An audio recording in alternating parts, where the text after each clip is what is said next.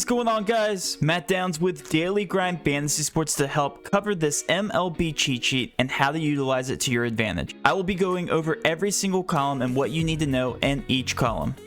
The first column displays the player name, obviously. The second column goes over the position of the player. The third column goes over the order. As you can see highlighted in the order, the closer the player is to the top of the batting order, the better.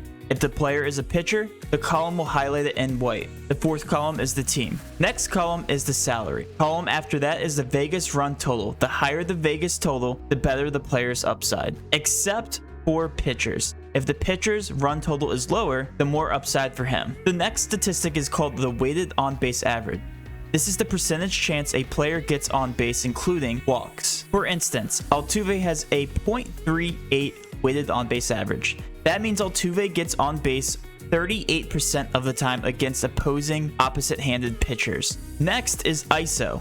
ISO measures the raw power of a hitter by taking only extra base hits and the type of the extra base hit into account. For instance, if a player goes 1 for 5 with a double, he has an ISO of .2. The combination of weighted on-base average and ISO gives you a good indicator of how that batter is performing. Next is the DraftKings ownership percentage. This tells you how high owned the player is in the biggest GPP on the slate. For instance, in the biggest GPP on the slate, Jose Altuve is projected to be 35.2% owned. He's also projected to be the highest owned player on the slate. Next is the DraftKings projected fantasy point total. Next is leverage. This is the most fun statistic to go over in terms of DFS. Leverage takes into account the ownership as well as the DraftKings projection. If the DraftKings ownership percentage is higher, but the DraftKings projection is lower, the player is going to be inflated in ownership. This would mean that the player is not as good of a play as somebody who is projected higher at lower ownership. If I keep scrolling down, I'll find a good leverage target.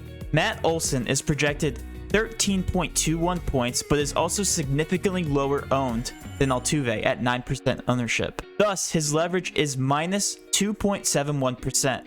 This is a great leverage spot off of somebody like Altuve. Using leverage to your advantage is one of the biggest components in DFS and one of the biggest things we preach on Daily Grind Fantasy.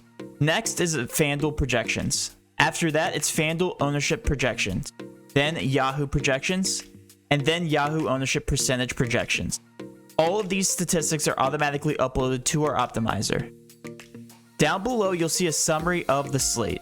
We list our highest projected owned pitchers on the slate here, as well as catchers, first baseman, second baseman, third baseman, shortstops, and outfielders. And then here we'll list our favorite leverage stacks on the slate. These are the best overall leverage stacks that will put you ahead in bigger GPPs.